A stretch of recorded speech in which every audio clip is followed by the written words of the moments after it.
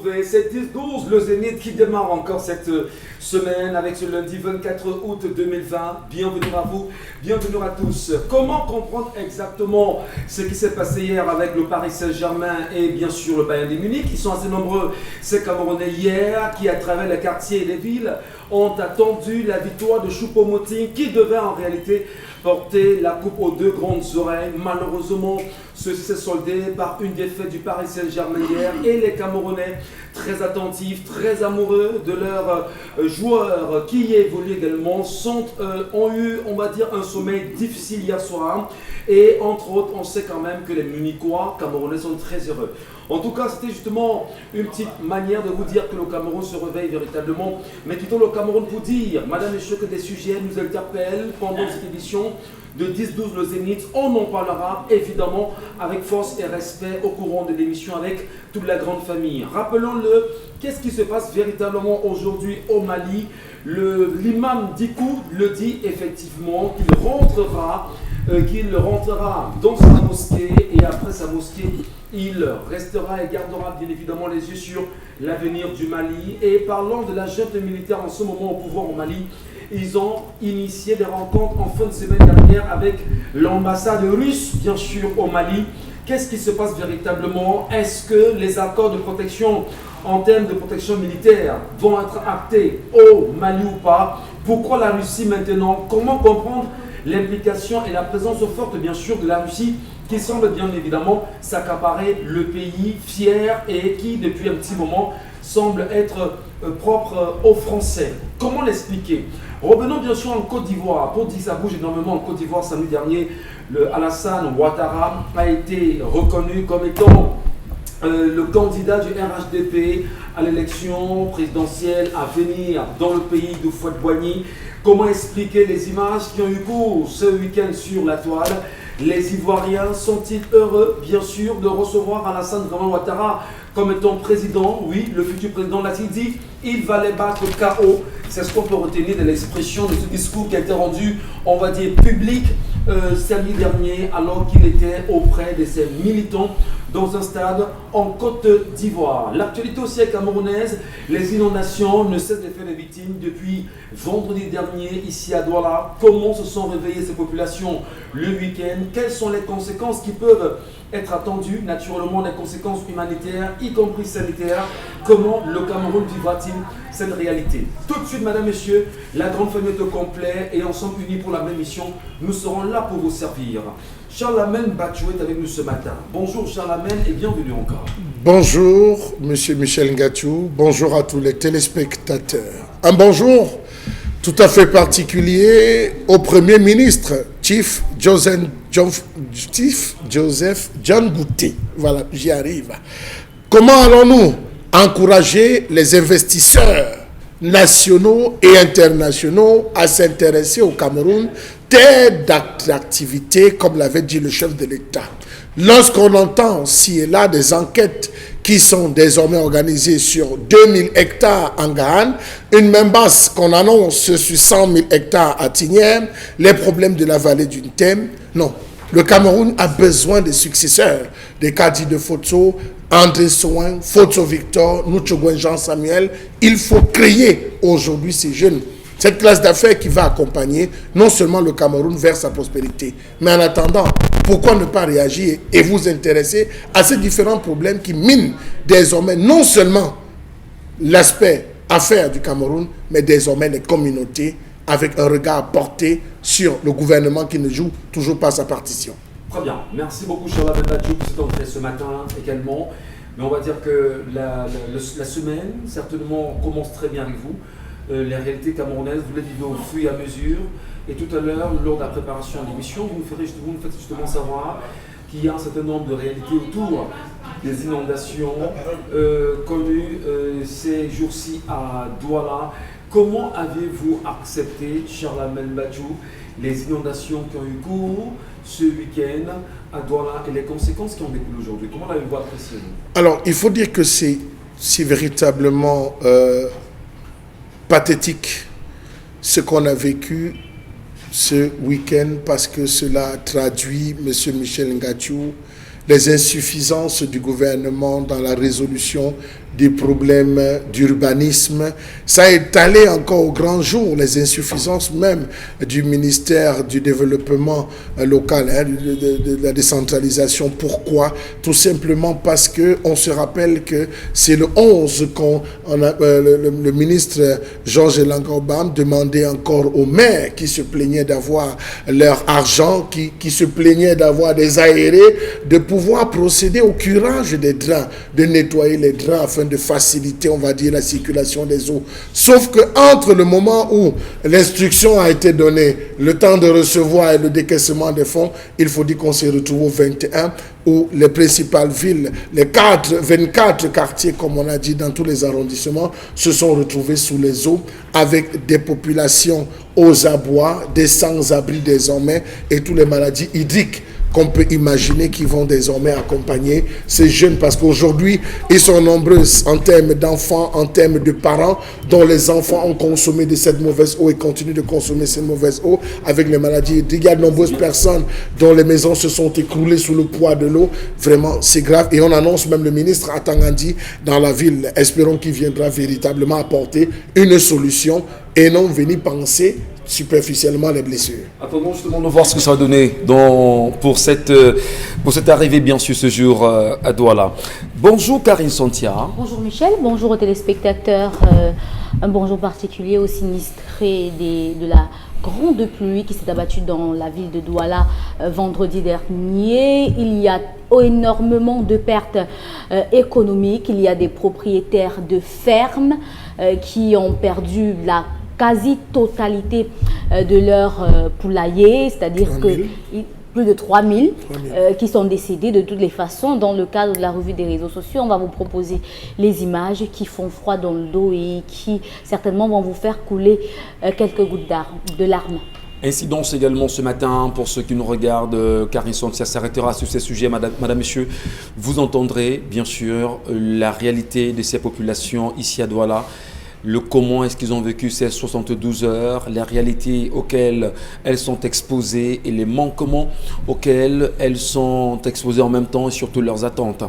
Bonjour Dominique Audrey. Bonjour Michel Ngachou, bonjour aux téléspectateurs. Comme tout le monde, la quasi-totalité de personnes ici sur le plateau, j'ai une pensée pour tous les aviculteurs camerounais qui ont enregistré des pertes. À eux, je dirais ce matin que M. Atangadi est en route pour venir vous rendre visite, pour prendre le pouls de la situation. Avant lui, on a eu Mme Ketia Cortez qui est venue et a expliqué que c'est parce que les drains avaient des bouteilles et autres et qu'il fallait qu'ensemble on trouve une solution. Donc, entre autres, les solutions qu'on pourrait trouver pour ces jeunes Camerounais qui se sont investis dans l'élevage des poulets, juste pour ne citer que cela, on pourrait essayer de leur apporter un soutien financier pour la relance du moins la moitié de leur investissement. On pourrait essayer de les aider dans cette mesure-là et non simplement venir faire des apparitions comme ça et après venir dire au moins on a allé au chevet de ces sinistrés-là. Donc on a plus besoin d'actes en ce moment que de paroles. Donc les Camerounais aujourd'hui regardent ces deux ministères-là qui ont décidé de descendre sur le terrain. On a de l'espoir. On a de l'espoir, monsieur Atangandi. Très bien. Protection civile oblige, gestion de catastrophes en même temps oblige. Comment les Doualais qui ont été victimes des inondations vivront-ils? L'arrivée du ministre de l'administration territoriale, qu'est-ce qu'il leur dira? Eh bien, les oreilles sont très ouvertes et on verra, attention, madame, monsieur, les réalités autour de tout ceci. Nous vous rappelons que vous avez les plateformes sur lesquelles vous pourrez bien sûr intervenir, bien connues, entre autres 10-12, le Zénith, c'est ceux qui sont en même temps sur Facebook qui vont nous y retrouver. Et vous avez également Equinox TV pour ceux qui nous regardent bien sûr en live. Bienvenue à tous, bienvenue à vous. L'histoire du jour ce matin est signée Dominique Audrey Oyengelek. L'histoire du jour, Dominique. Bonjour Michel, une fois de plus, bonjour aux téléspectateurs. L'histoire que je raconte ce matin est particulièrement adressée à Charlemagne Batchou, qui est l'histoire d'Abou, qui dit qu'il a 30 ans, il est musulman. Il a rencontré Pascaline, alors qu'elle est chrétienne, il y a 5 ans. Il raconte que de sa précédente relation, il a eu des enfants. Et toutes ces 5 années, Nathalie s'est très bien occupée de ces enfants-là. Avec le confinement et lié à la crise au corona, l'entreprise dans laquelle il travaille lui a demandé de rentrer d'abord à la maison. C'était un congé technique pour une durée. C'est comme ça qu'on dit congé technique. Voilà, pour une durée indéterminée, du moins avec lorsque les activités devaient reprendre, on devait les récupérer. Malheureusement, Abou a été très malade durant 7 mois. Il a fait des navettes entre Garoua, Douala, Yaoundé à la recherche d'un traitement. Avec la dernière célébration religieuse liée aux musulmans, c'est la fête du mouton. Oui. Il a décidé de retrouver sa famille ici à Yaoundé avec sa femme pour passer les célébrations.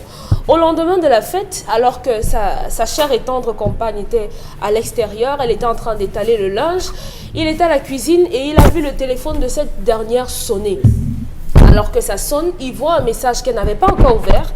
Et lorsqu'elle l'ouvre, il faut mentionner que celle-là précédemment lui avait fait savoir qu'elle devait faire un voyage dans le cadre de ses activités, puisqu'elle dit qu'elle travaille dans les gens qui font la restauration là. Service traiteur. Voilà, dans un service traiteur. Donc elle devait aller dans la ville de Bafoussam. Et là, le message dit en fait que j'espère, ma chérie, que tu es prête pour notre séjour et tout, machin et truc. Il dit qu'il a failli faire une crise cardiaque. Il a pris la peine de remonter la conversation avec le monsieur et il se rend compte que c'est une relation qui ne date pas d'aujourd'hui et que toutes les fois où il était en train de dormir à 21h, madame restait jusqu'à X heures à échanger avec le monsieur. Comment tu vas? Qu'est-ce que tu as fait? Ta journée a été? Je t'ai appelé. Une relation, un couple en réalité. Quand il confronte cette dernière, elle lui dit non, il n'y a jamais rien eu entre lui et moi, c'est rien de sérieux et tout. Donc à bout de dire à Nathalie, ma chère Nathalie, dès aujourd'hui, j'arrête d'avoir une autorité sur toi. Tu n'es plus sous mon autorité, c'est à toi de voir. Si tu décides de prendre une décision, prends-la, moi je vais respecter. Et cette dernière est quand même partie. Elle a pris ses bagages, elle a plié ses affaires et elle est allée à Bafoussam. Et elle y va, il dit qu'il a eu mal. Il a eu énormément mal, surtout qu'au mois de janvier de cette année, il a procédé à la cérémonie de Toké-Porte pour cette dernière. Elle est partie et dès qu'elle est partie, il a décidé de changer les serrures. Il a bloqué surtout les téléphones dont elle n'a plus accès à lui. Maintenant, elle passe par le voisinage pour la voir au téléphone. Donc la question qu'il nous pose aujourd'hui, puisque sa famille dès le départ lui a dit non, on ne veut pas de cette fille, même si elle décide de venir dans notre religion, on ne la veut pas. De par, et sa religion, c'est laquelle déjà, le monsieur? Le monsieur est musulman et très la bien. dame est Merci. chrétienne. Merci. On ne la veut pas de par l'aura qu'elle dégage, on ne voit pas en elle une bonne femme pour toi. Donc, voilà ça. Il dit qu'il a été contre tout le monde. Sa propre mère, il lui a dit non, c'est elle que je veux, j'ai passé des moments durs avec elle, je veux l'épouser. Comment faire donc? Lorsqu'on a fait le Toké-Porte à une femme, est-ce qu'il y a une procédure, Charles Armel, pour annuler cela, pour passer à autre chose? Et maintenant, comment en sortir? Comment expliquer à mes enfants que la mère qu'ils ont eue pendant 5 ans ne sera plus leur mère? Et très bien. Comment comprendre cela? Oui. Une histoire également qui nous concerne tous, madame, messieurs, qui vous concerne vous également, qui nous regardez, une histoire qui est peut-être proche de quelques réalités autour de vous. Comment l'analysez-vous? Quelle perception vous en faites également? Comment, quels conseils préconisez-vous à l'endroit de ces familles ou encore à l'endroit de ce monsieur? Qu'est-ce qu'on peut lui dire? Est-ce qu'on peut arrêter tout processus de relation après avoir fait ce qu'on appelait entre nous au Cameroun le Toké-Porte? Comment s'en sortir véritablement sur ces questions? Je vais bien sûr commencer avec vous ce matin, Charles Armel Bathiou, pour mieux comprendre votre point de vue sur l'histoire qui a été restituée ce matin par Dominique Audrey. Alors, il faut dire qu'on est là face à ce que j'appellerais une femme têtue. Têtue. Une femme qui n'a pas reçu l'éducation de la vie, qui n'est pas allée à l'école du mariage auprès de ses parents. Pourquoi? Vous savez, lorsque vous prenez une femme en mariage, vous souhaitez prendre une femme en mariage, il y a ce qu'on appelle un temps de probation. Ce temps de probation, c'est la période où la femme va dans votre famille rencontrer les différents membres. Elle passe un séjour, une nuitée, un week-end, pourquoi pas, avec certaines personnes clés de la famille, afin qu'ils puissent l'observer, qu'ils puissent apporter, on va dire, certaines critiques et permettre même à la fille de vous connaître, vous l'homme et la famille dans laquelle elle est en train de rentrer. Ça, c'est important. Aujourd'hui, on a des occidentalisés qui estiment que le simple fait de connaître, on vient dire, papa, comme tu vois, c'est la femme que je vais épouser, point. Tata, maman, comme tu vois, c'est la femme que je vais épouser, point. On n'a pas le temps de changer, de discuter, de passer un temps soit peu avec la nouvelle personne, celle qu'on va accueillir dans la famille, parce que les gens estiment que le mariage, c'est une affaire de deux. Ce n'est pas une affaire de famille, c'est une affaire de deux. Et malgré le fait que la famille s'oppose à la décision du garçon, il a choisi de vivre avec la femme, il a insisté. Comment est-ce qu'un homme peut-il dormir, et encore plus dans l'islam, avec le Coran qui s'étale largement sur la question du mariage? Comment est-ce qu'un homme, un musulman, une personne islamisée, peut-il dormir sans sa femme? Comment peut-il réussir à s'endormir, laissant sa femme? Que fait-elle? Avec qui? Même si c'est les enfants, à 1h du matin, elle s'occupe encore de quel type d'enfant?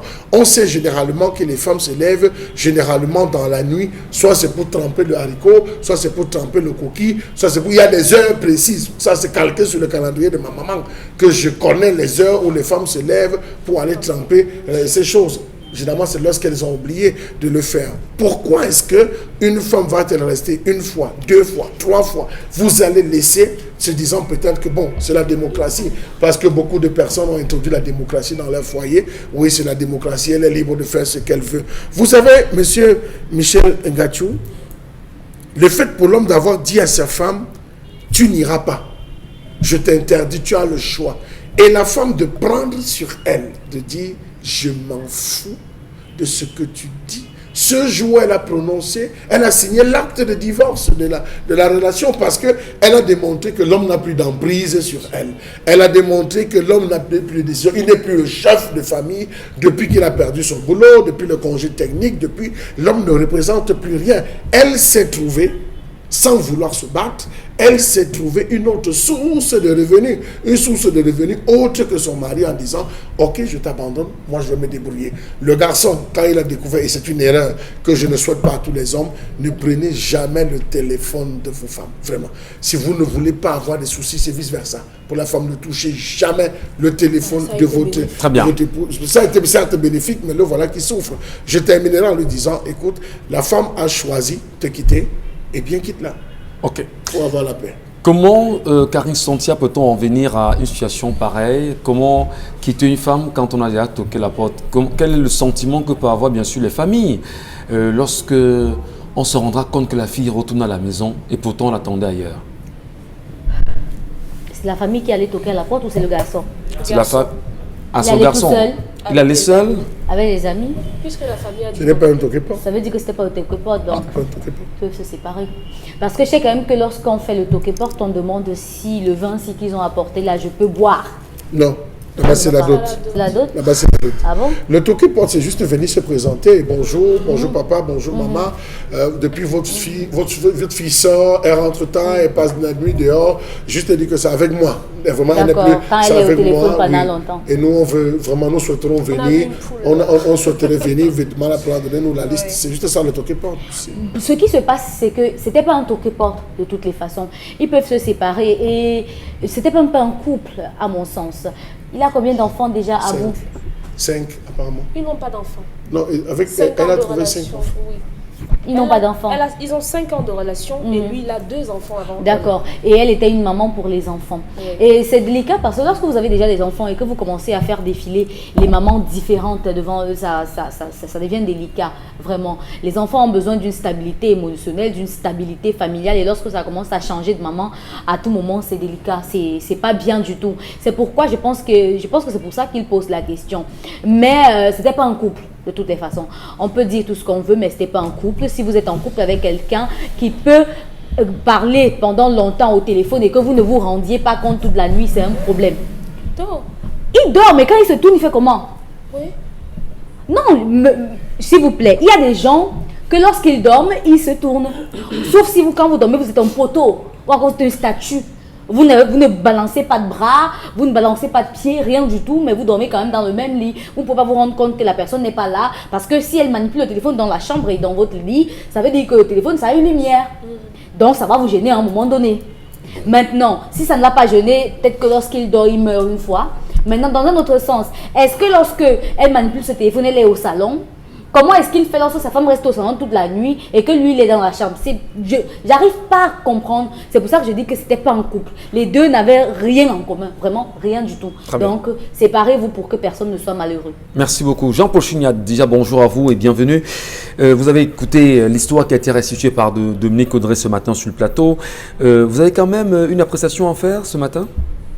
Bonjour Michel, bonjour à tous nos millions de téléspectateurs. Bonjour à tout le plateau. On est là dans une situation qui n'est pas différente d'une aventure ambiguë. Je pense que Cheikh Hamidou Kane, de là où il est, soit 59 ans après avoir publié son ouvrage L'aventure ambiguë, la question reste d'actualité, à savoir le conflit entre le mariage, les us et traditions du mariage traditionnel et la conception du mariage moderne. Donc on est un peu dans ce cas-là. Vous savez que les conservateurs ont tendance, je ne vais pas dire Chalamel, ils ont tendance à résister à la modernité et l'occidentalité.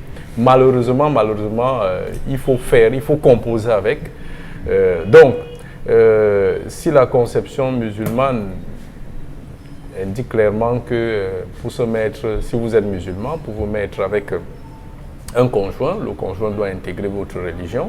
Il faut simplement la respecter. Il n'y a pas de débat à faire là-dessus. C'est un dogme. On ne discute pas. On l'applique ou on ne l'applique pas. Donc je pense que c'est aussi ça dont il est question d'une part. D'autre part, le mariage occidental nous a appris que le mariage c'est une affaire de deux, tout comme la famille se résume au père, la mère et les enfants. On a des cas où ça marche bien. Charles Hamel parlait de démocratie dans le foyer. On a des foyers qui marchent à merveille, qui ont bien marché, où la démocratie règne. Donc, si certains appréhendent mal la démocratie dans le foyer et l'appliquent mal, voyez-vous, quand il y a démocratie dans le foyer, c'est évidemment l'avantage de la femme parce que jadis, tous les pouvoirs étaient concentrés entre les mains de l'homme. Donc, quand l'homme lâche certains pouvoirs, je pense que le problème vient aussi souvent parce que la femme en prend un peu trop et il y a des foyers où l'homme n'a plus rien à dire. Quand il veut même parler, on lui dit tais-toi. La femme lui dit tais-toi. Et ça, c'est la conséquence de trop de démocratie.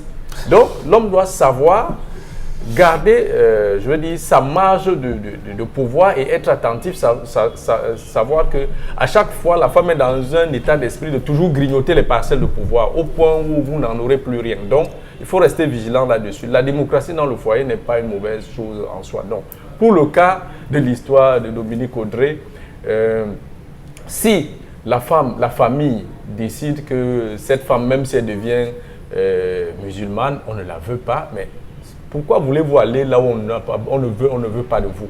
Parce que, à savoir que le monsieur il est d'obédience musulmane et que selon les us et traditions de la religion musulmane, il y a un certain nombre, il y a un comportement à laquelle la femme doit se conformer.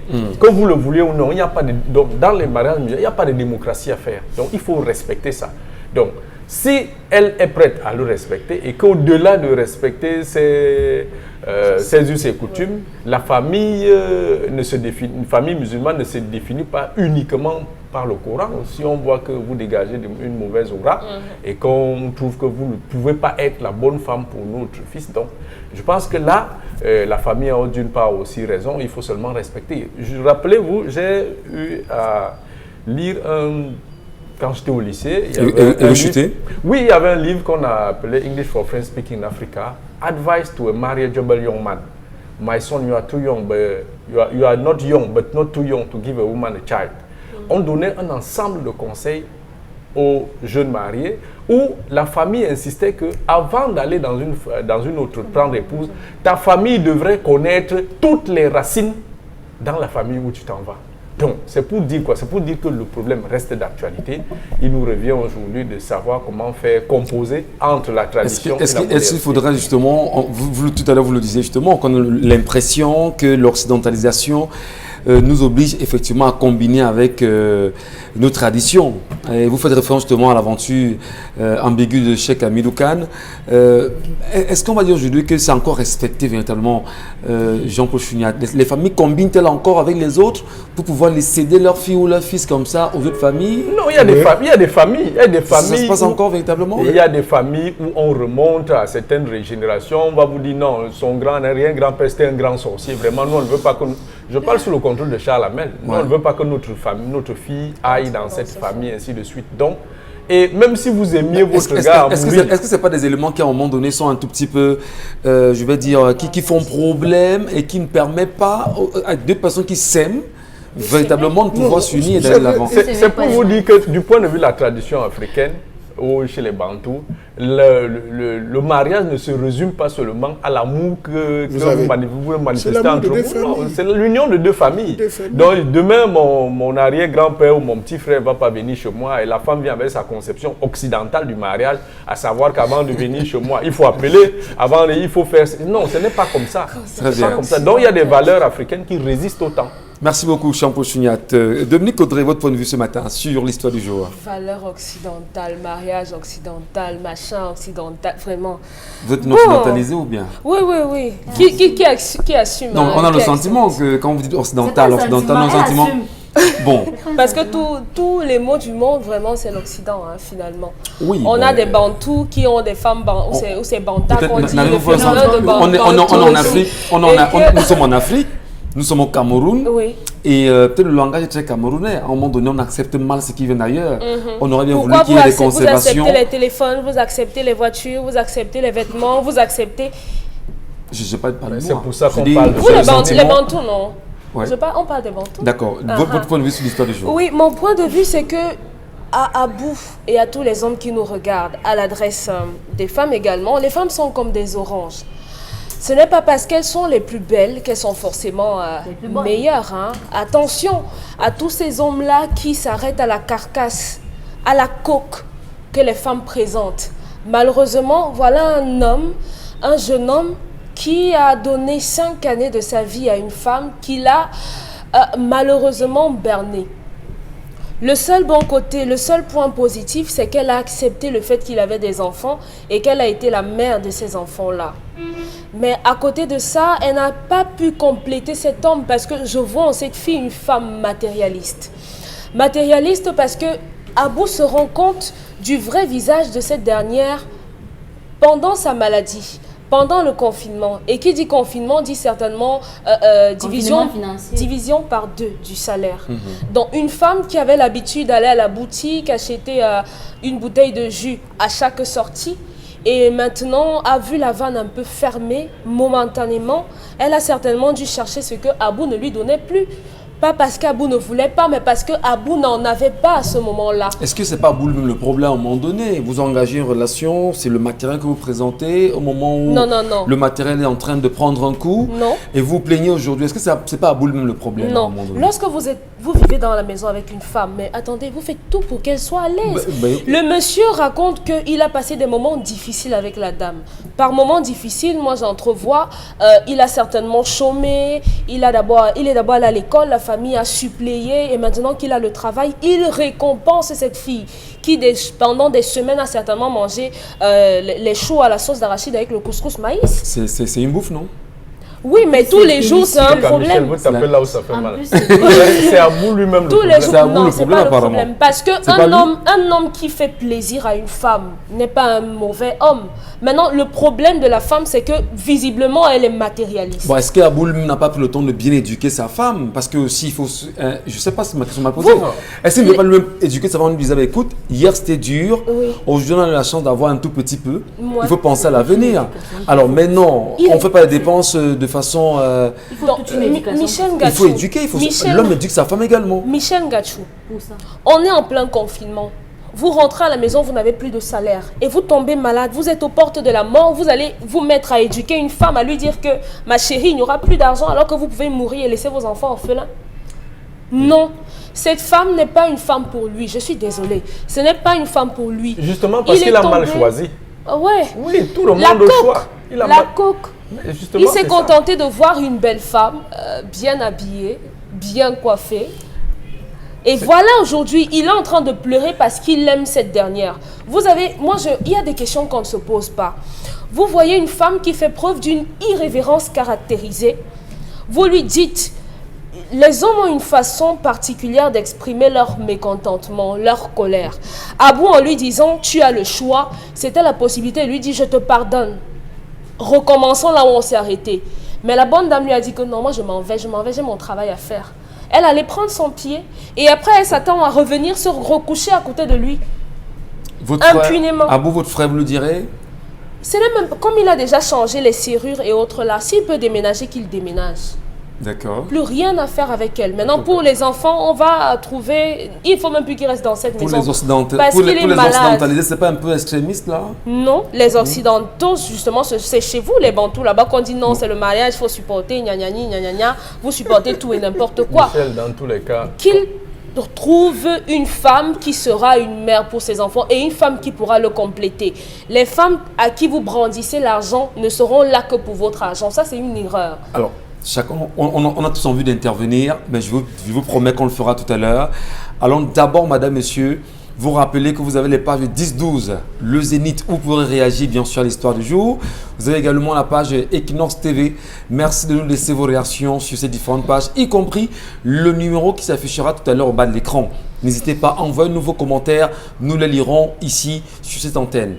Tout de suite, madame, monsieur, que nous réserve la colère exprimée ce matin dans le cadre de 10-12, le Zénith? Charles Membachou à la réponse.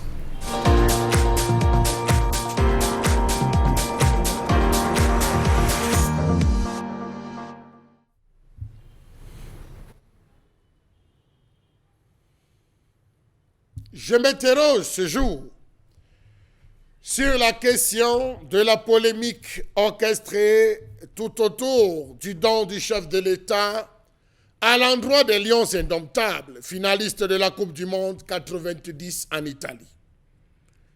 Comment comprendre la nonchalance dans la gestion des affaires courantes de l'État? Une décision est prise, une annonce est faite, mais rien sur le terrain ne démontre l'empressement au vu des réalisations de ces décisions prises par le chef de l'État. Pourquoi le chef de l'État lui-même ne s'est-il jamais penché sur ce dossier des Lions depuis 30 ans?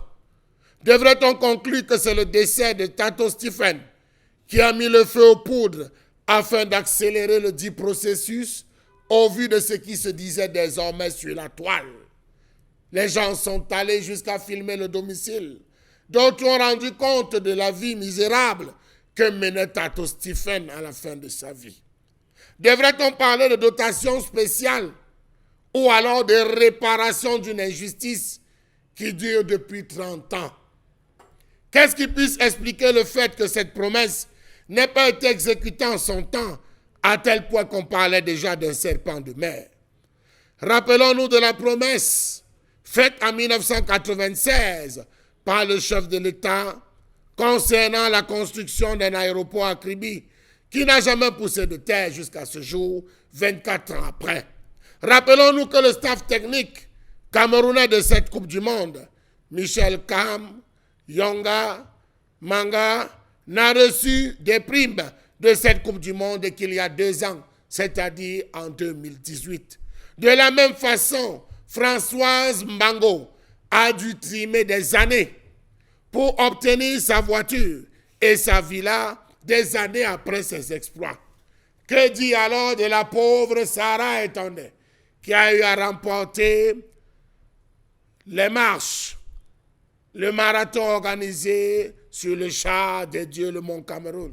Et il a fallu des mobilisations, des colères et des colères pour qu'on lui offre une maison qui elle-même posait encore de nombreuses questions. Comment donc comprendre ces promesses non réalisées dans le domaine du sport par le chef de l'État? Comment comprendre la non-application du texte qui prévoyait l'octroi de ce don au lieu indomptable de la QV 90 entre la Société immobilière du Cameroun et le ministère de tutelle, MINSEP. Comment comprendre que ce soit 30 ans après la Coupe du Monde 90 que les Lions indomptables, fatigués, dépourvus de force et de dents, abandonnés pour les uns dans la misère totale et pour les autres dans la maladie, que l'État ait choisi d'être reconnaissant à ces valeureux soldats du ballon rond? Comment comprendre que ceux à l'origine du blocage du dit don du chef de l'État n'aient pas été punis, comme le prévoit la loi jusqu'à ce jour, parce que, dit-on, au lieu de 22 noms, on a plutôt ajouté 22 autres pour une liste totale de 44 noms. En effet, des officiels avaient voulu s'imposer dans la liste des bénéficiaires de cette générosité de l'État.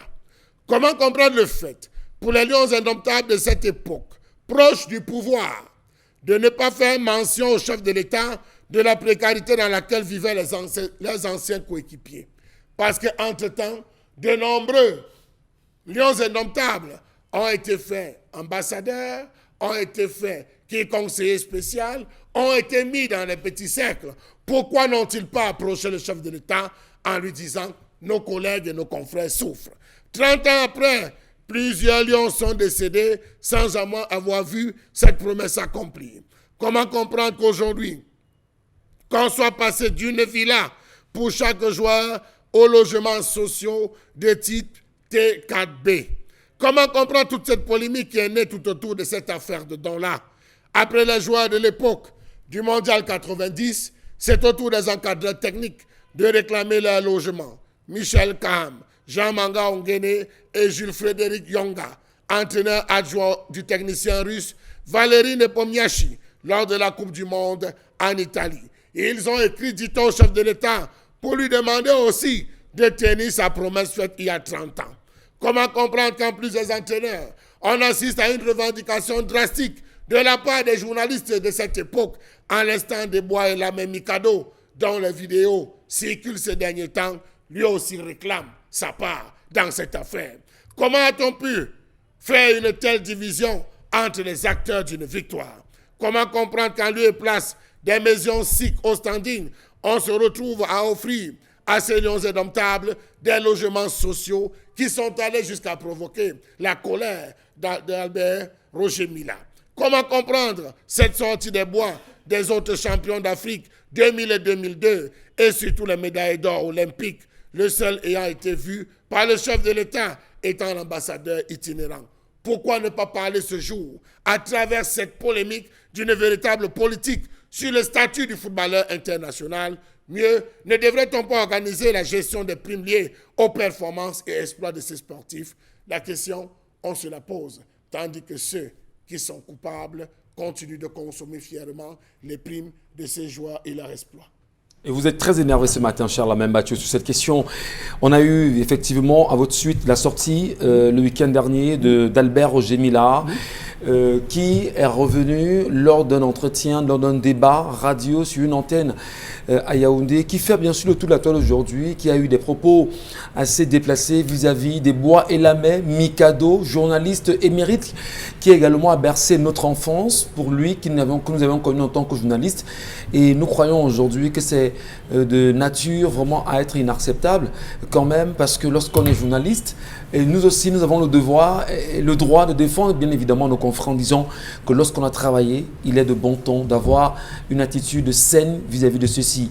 On a entendu un Albert Roger Mila lui dire vous avez fait votre part et vraiment vous ne méritez rien. Vous êtes un petit malheureux. Vous êtes un petit malheureux. C'est des propos qui ne n'ont pas pour un ambassadeur itinérant quand même, pour un ancien joueur, pour une fierté, pour une légende comme Roger Mila.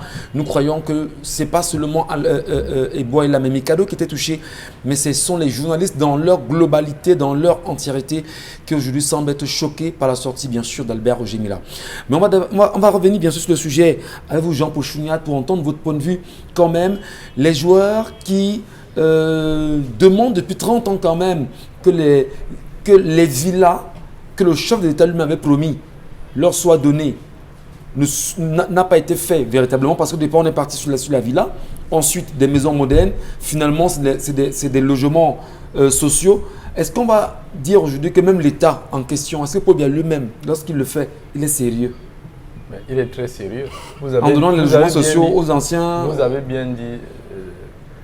bien dit tout à l'heure que c'est une promesse. C'est une promesse du chef de l'État, non? Bien sûr, il a promis des villas. On dit souvent, la promesse n'engage que ceux qui la tiennent. Donc, ceux qui y croient. Donc, le chef de l'État avait fait une promesse. 30 ans après, la promesse, même si elle est ce qu'elle est, mais la promesse est en train d'être tenue. Il ne faudrait pas aussi que les Lions de 90 en fassent un peu trop, parce que parmi tous ces Lions, je ne pense pas que toute l'équipe, la cuvée de 90, tous ces joueurs vivent dans la rue. Il y en a parmi eux qui vivent décemment, qui ont su capitaliser leurs avoirs parce qu'ils étaient footballeurs professionnels. On a même certains qui étaient footballeurs amateurs. On connaît des footballeurs qui ont joué rien qu'au Cameroun, mais qui vivent décemment, qui ont pu bâtir leur logis. Donc il ne faudrait pas qu'on voie toujours les Lions de 90 comme si c'était tout le nid de la misère du Cameroun. Donc chacun a eu à gérer son argent comme il a pu. Les Lions de 90, il y en a parmi eux qui ont su faire bon usage de ce qu'ils ont gagné. Comme d'autres sont entrés, ils ont versé dans le gaspillage. Ça, il ne faut pas le nier. Il ne faut pas le nier. Donc, ne mettez pas toute la misère des Lions de 90 sur le fait que la promesse qu'on leur avait tenue, comme si on leur avait construit des maisons, leur misère n'aurait plus existé. Donc, on ne peut pas réduire la vie réussie d'un Lion de 90 uniquement à une promesse que le chef de l'État devait tenir, à savoir leur bâtir une villa. Vous êtes dans une villa, vous mangez quoi? Donc, je pense que... c'est quand même pas. Oui. Donc, je pense que peut-être que si c'était même leur villa, ils auraient déjà vendu depuis. À ce que vous dites justement, il y a un problème effectivement de gestion des carrières. Une politique du sport au Cameroun qui se pose. La politique sportive, en fait. Même s'il y a la politique sportive, ce n'est pas la politique sportive qui vient gérer l'argent que vous gagnez. Vous pouvez décider de bouger votre argent comme vous le voulez. On n'est pas d'accord? Je suis d'accord. Voilà, donc, c'est que quand on est au sommet de la gloire, on a souvent l'impression que c'est ad aeternam. Donc, il faut à un moment donné s'arrêter. Je connais, il y a des anciens footballeurs qui ont été conseillers, mais ils ont balayé les conseils d'un revers de la main. Ils ont tendance à regarder ceux qui les approchent comme des mendiants, des gens qui ne peuvent rien leur apporter parce qu'ils ont de l'argent, ils ont tout. Donc, 30 ans après, il y a eu deux autres Lions qui sont décédés avant. Ils vivaient aussi dans les mêmes conditions misérables. C'est vrai que Tato Stéphane, ça vient déclencher. Les Lions se réveillent véritablement pour dire que, mais qu'est-ce qui s'est passé? Donc, je pense honnêtement que ce que le chef de l'État a fait, c'est critiquable. Je veux dire critiquable, pourquoi? Parce que la promesse était une villa. Au retour, ce n'est plus la villa. Mais moi, à la place d'un Lion, on me donne même le logement social. Je prends d'abord, avant de continuer à revendiquer. Parce que 30 ans avant, on n'avait pas ça. Il faut déjà prendre ça et peut-être continuer à revendiquer autre chose. Les autres cuvées victorieuses des Lions qui sont sortis pour faire des revendications, moi je trouve ça très maladroit. On ne leur a pas fait de promesses. Ils ont presque tout eu. Et je pense que de tous ces cuvées-là, je ne connais pas un Lion de la cuvée 2000 ou bien 2000-2002 Jeux Olympiques qui est misérable. Je ne pense pas qu'il y en a un qui existe. S'il y a un, c'est que lui-même, il a mal géré son argent parce qu'au moins cette cuvée-là a eu beaucoup d'argent. Cette cuvée-là a eu beaucoup d'argent. Pour finir, sur le cas du journaliste Ebouaïla Mikado, en même temps aussi, n'exagérons pas.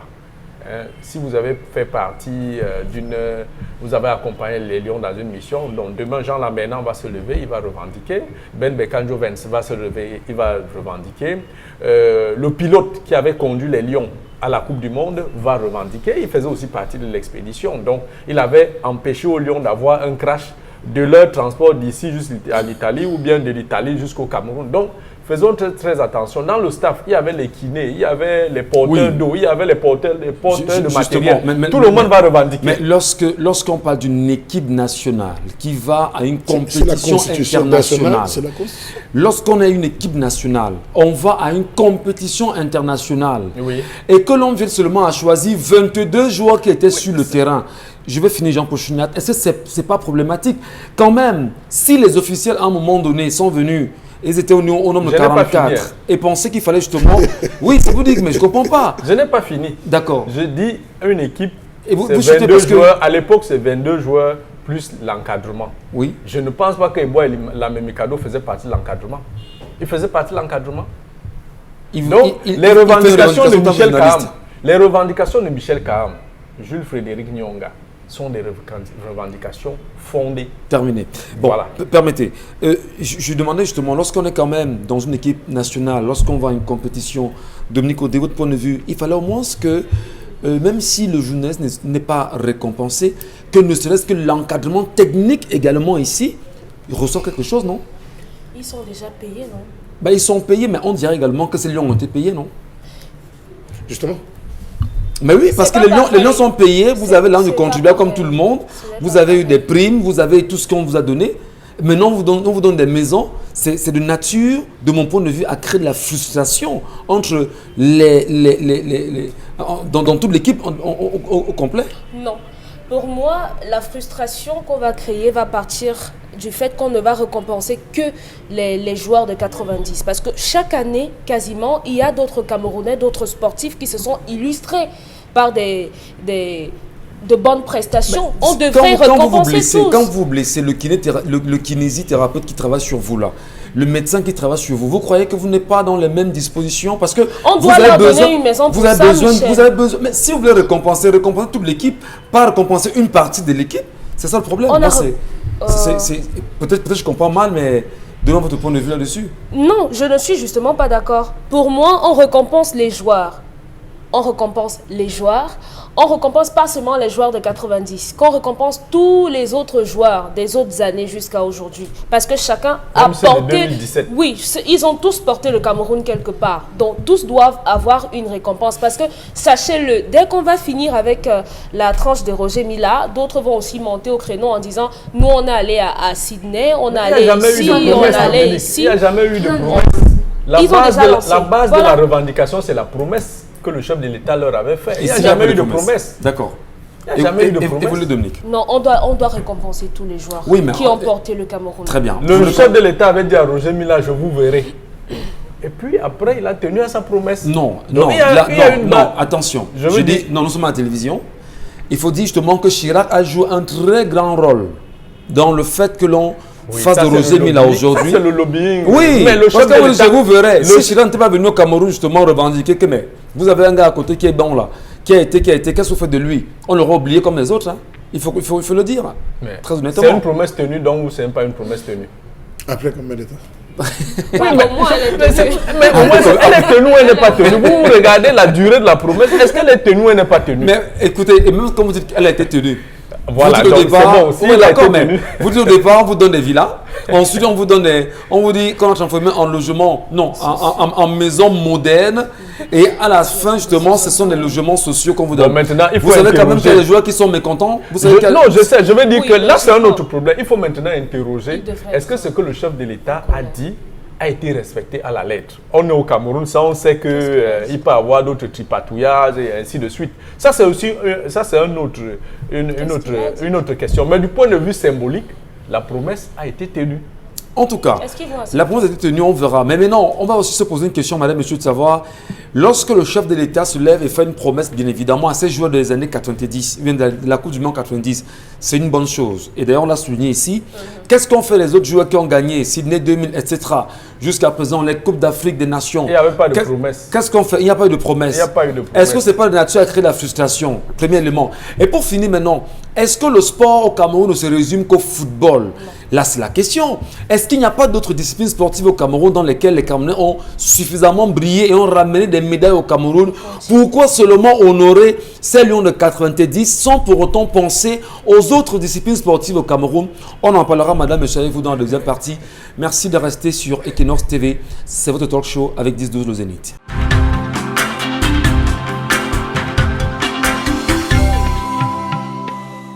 Bon retour, madame, messieurs. Bienvenue encore à vous pour ceux qui nous retrouvent. C'est 10-12 le Zénith qui continue sa marche ce matin et avec Charles Amel battu ici, compris la grande famille, à la suite de la colère exprimée avec la revendication de la promesse faite en 1990 pour les anciens joueurs de la Coupe du Monde 90, effectivement. Promesse du chef de l'État qui était destinée à leur restituer des villas et par la suite on est passé à des logements sociaux aujourd'hui. Puisque le week-end, la semaine dernière, ils recevaient chacun des logements sociaux de la SIC, comme on le dit habituellement au Cameroun, le CANSIC, bien sûr au Cameroun, d'aucuns à Olembe et d'aucuns ici dans le littoral à Douala. Comment l'apprécier, comment l'analyser, quel regard vous y jetez vous aussi?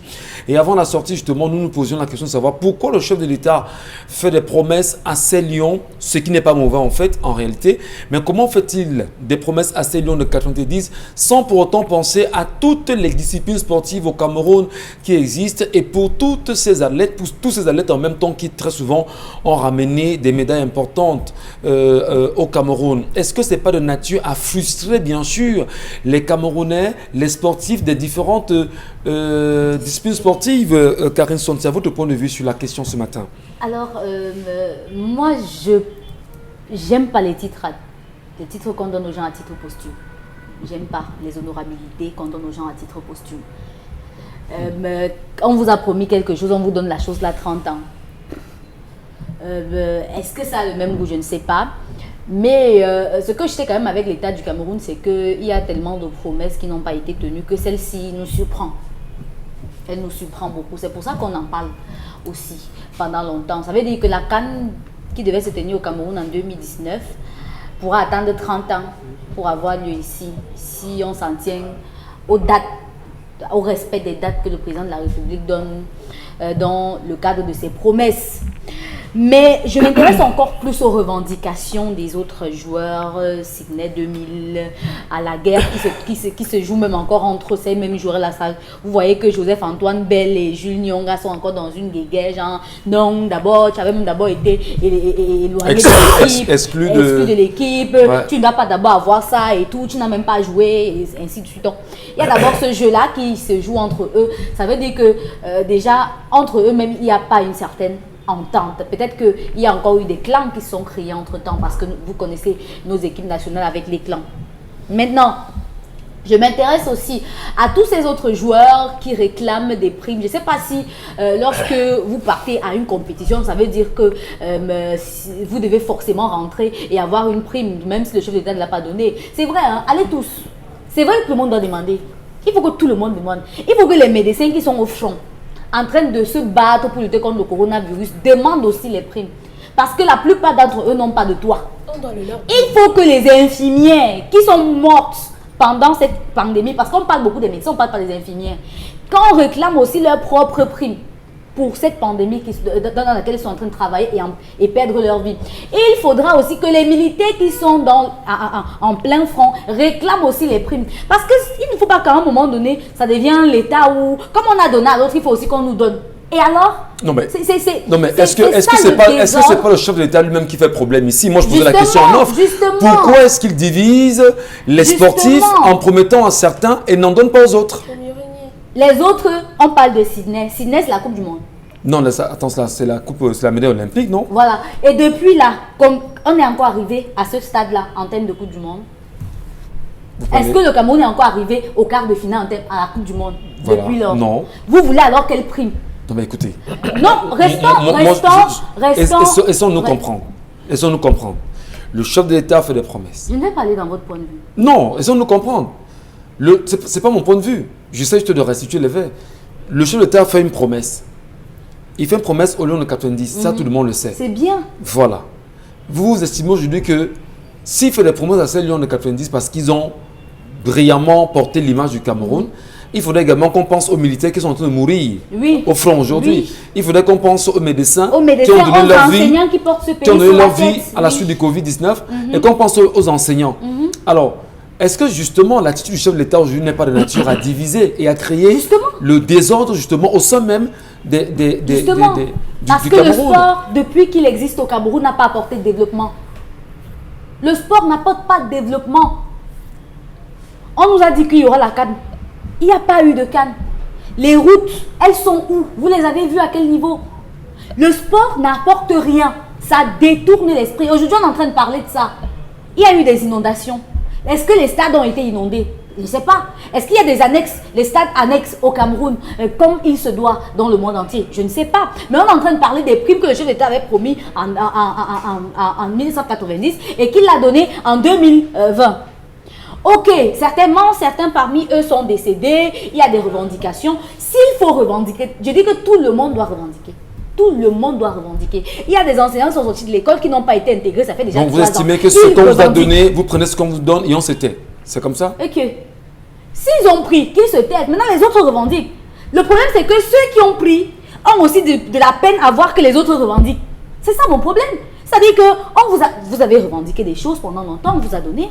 Mais aujourd'hui, vous dites que, d'ailleurs, les autres qui revendiquent aussi les JTAP et autres, là, n'ont pas le droit de revendiquer. Ok, laissez-les revendiquer. Si on donne, on donne. Si on donne pas, on donne pas. Qu'ils ont été, quand on ait fait des promesses ou pas, il faut les laisser dans leurs revendications parce que eux aussi, ils ont joué avec les couleurs du Cameroun. Ils sont allés à Sydney.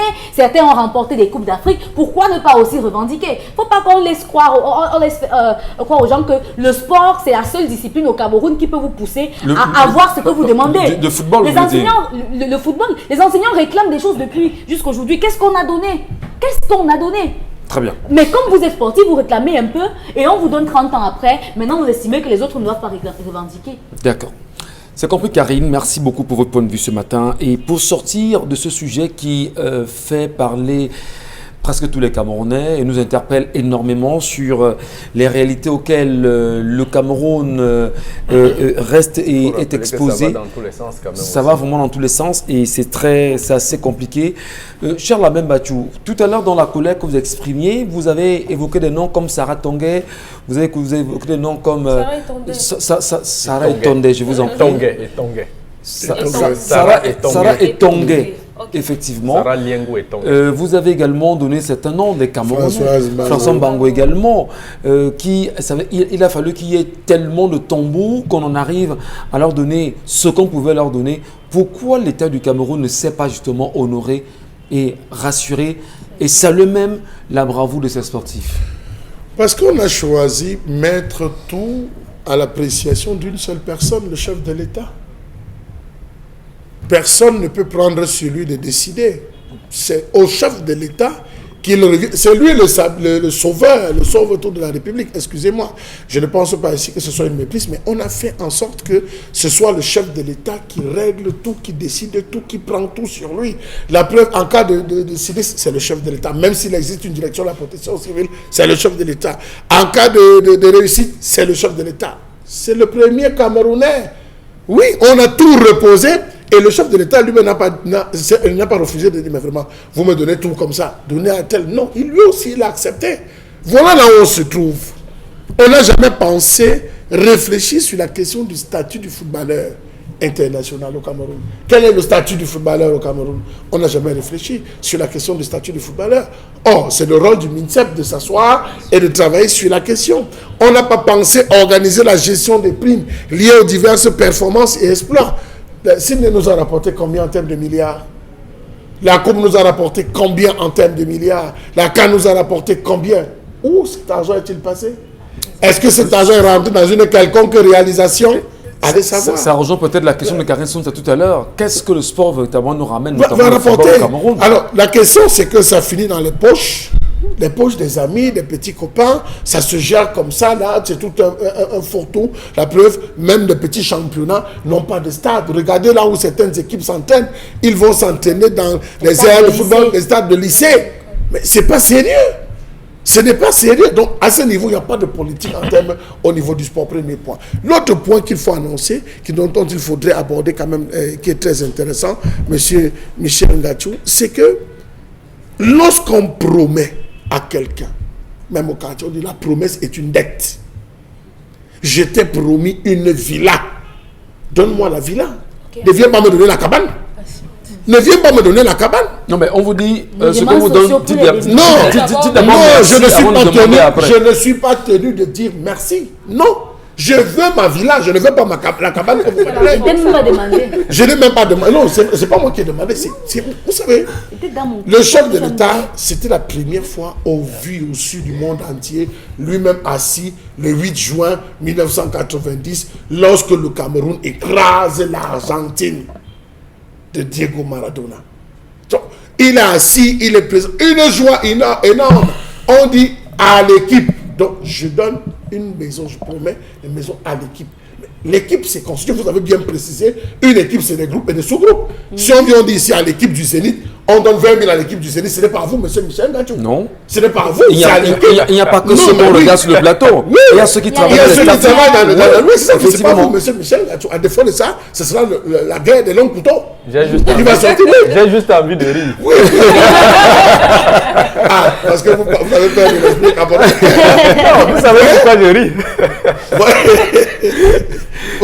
Jean-Paul Chouinard, attention. Les gars qui sont derrière là savent pourquoi je ris. Voyez jusqu'à quel point on est en train de diviser les acteurs.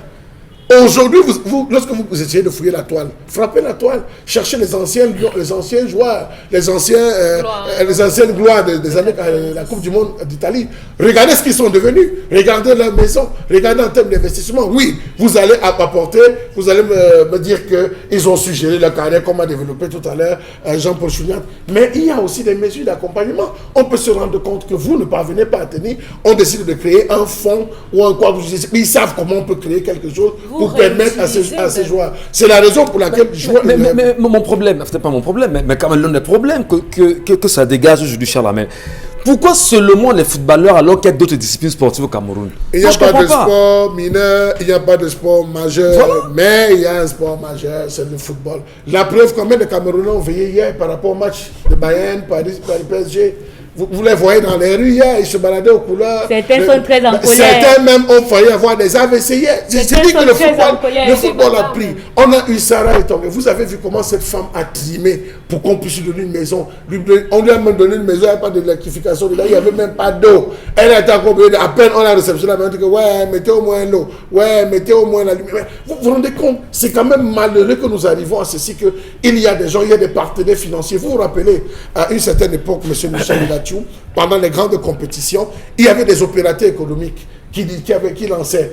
À nous sommes la deuxième partie, on mène le Cameroun, telle entreprise dit un but marqué, 5 millions. Il y a même des hommes d'affaires, Fosso Victor, voilà. on avait fait des promesses également, on s'en souvient. Vous vous rappelez, effectivement. Au moins c'est des choses qui boostent.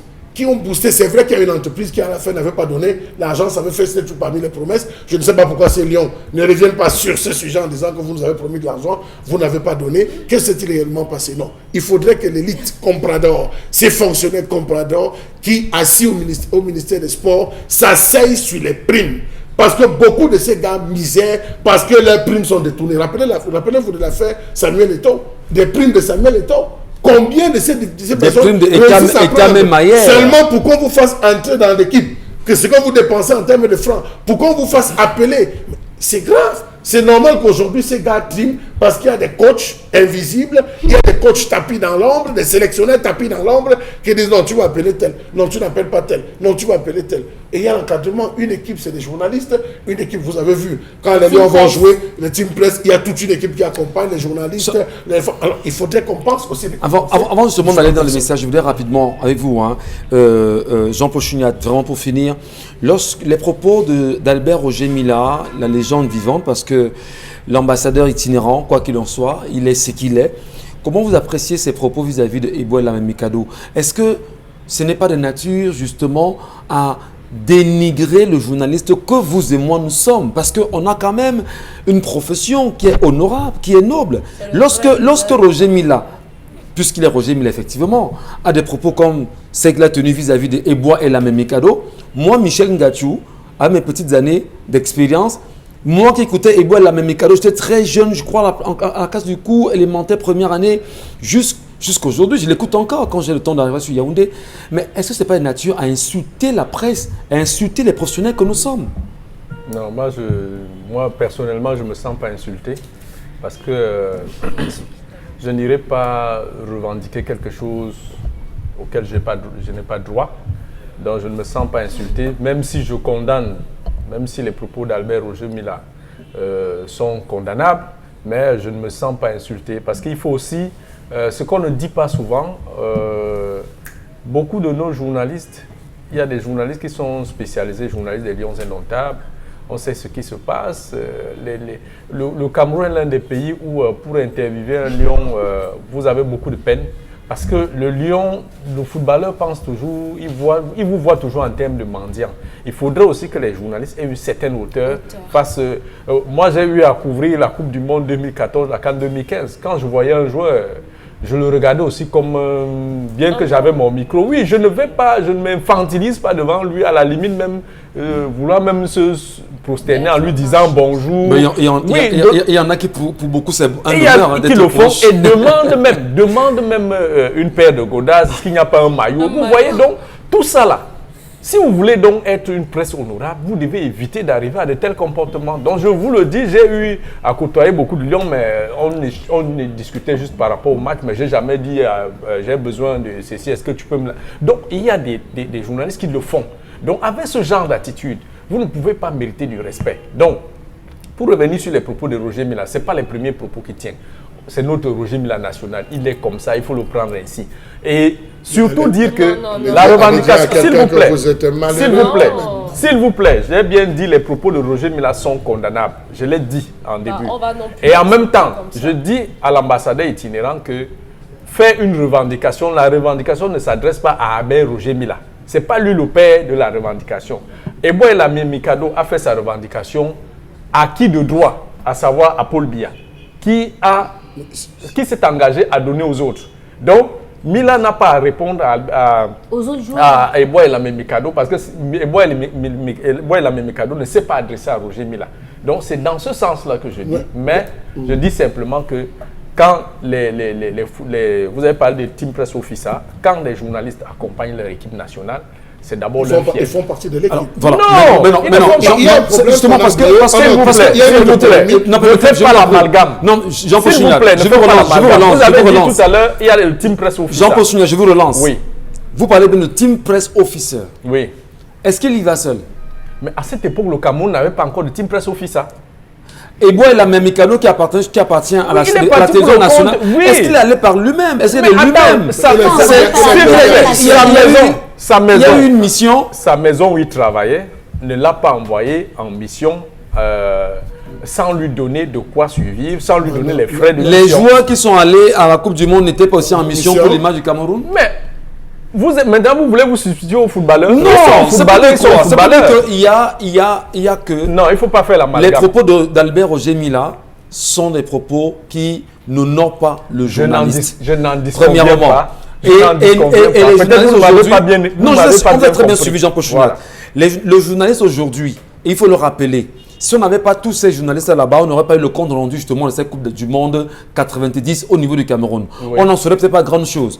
Donc, si vous parlez d'équipe et qu'il faut récompenser l'équipe, y compris les journalistes, parce que lui, Mikado faisait partie bien sûr des journalistes accrédités pour cette compétition par l'État du Cameroun. Je vous pose une question toute simple. Est-ce que quand l'équipe nationale va en compétition, les journalistes qui accompagnent cette équipe, qui forment, comme vous le dites, forment l'équipe nationale, sont-ils logés dans le même hôtel? Pas du tout. Pourquoi ils ne sont pas logés dans le même hôtel? Non, pourquoi? Répondez à ma question. Non, mais écoutez, je vous donne une piste de réponse. Ils ne sont pas logés dans le même hôtel. Oui. Nous sommes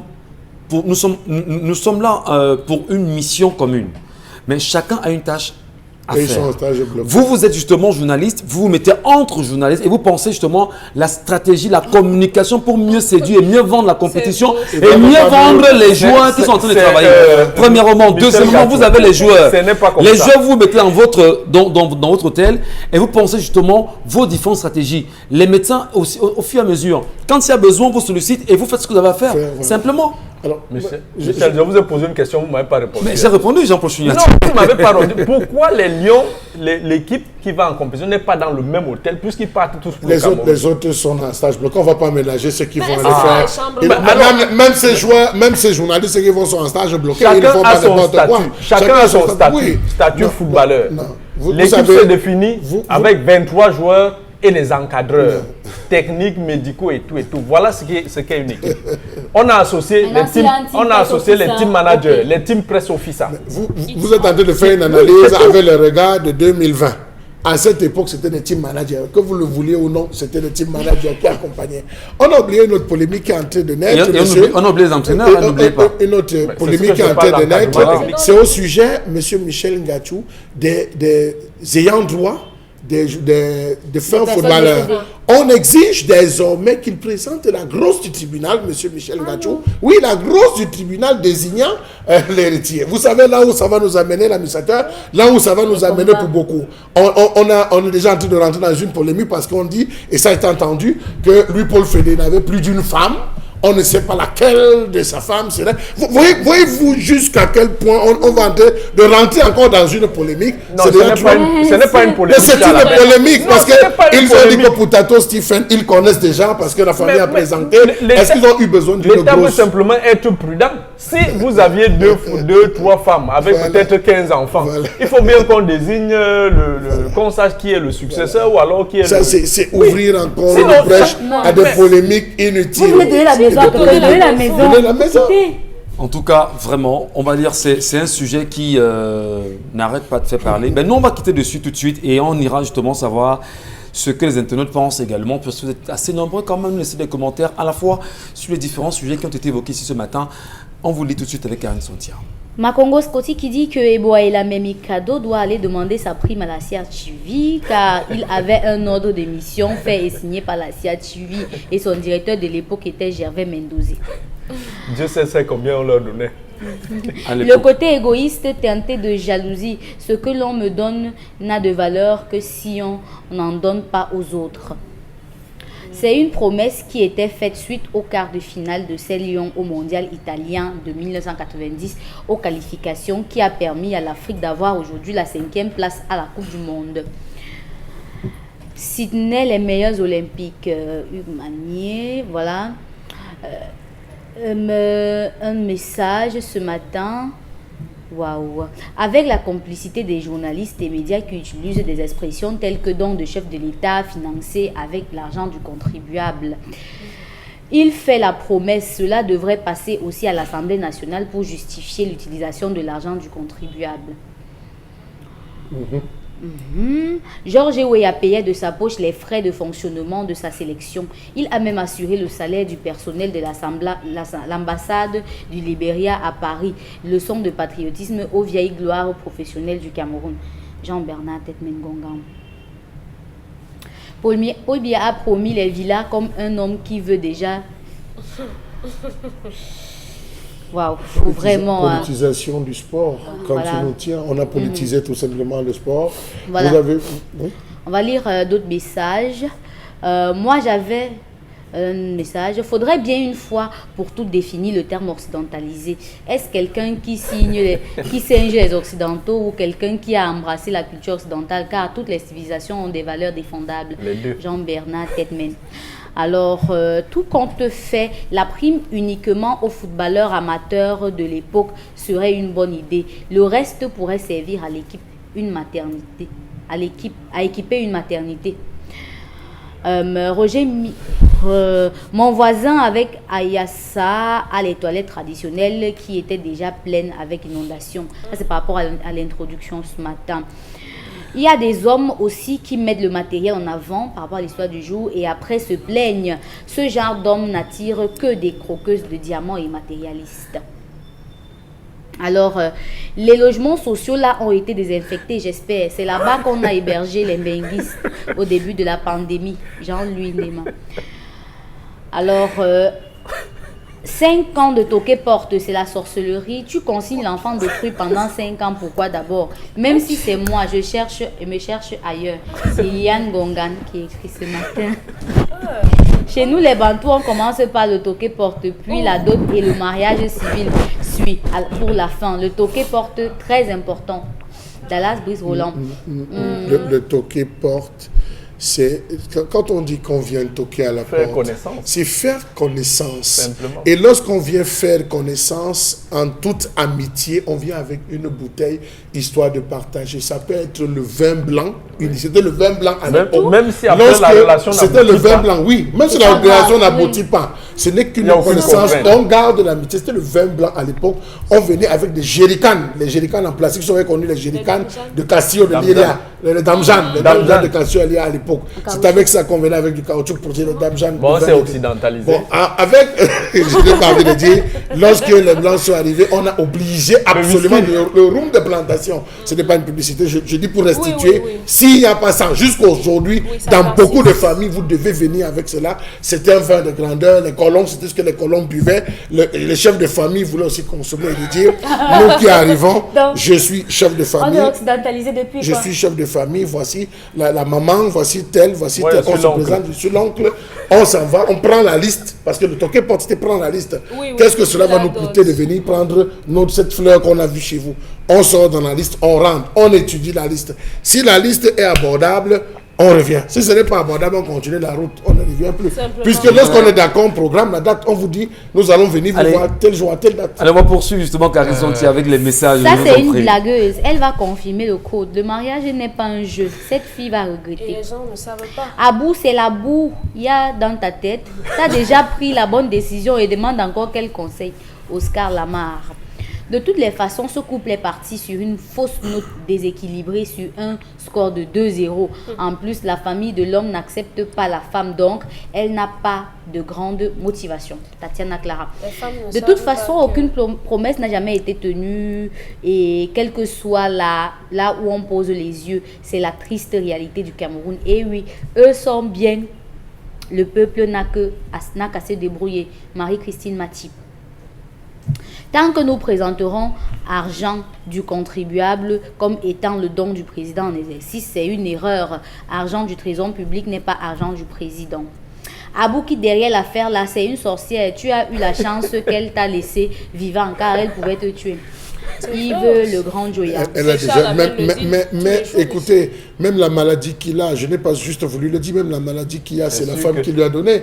Une femme qui trompe son mari pas une, pas deux fois, elle revient entretenir des rapports avec lui, le rend malade d'office. Ça, c'est prouvé et démontré. C'est elle qui a rendu malade son mari, Donc, je crois qu'il devrait appliquer les principes qui voudraient qu'il se sépare. Ne légitimez pas justement que tous les hommes qui sont là dehors, qui sont malades, forcément, non, vous leur donnerez l'impression de commencer à douter de leur épouse à la maison. Très malade.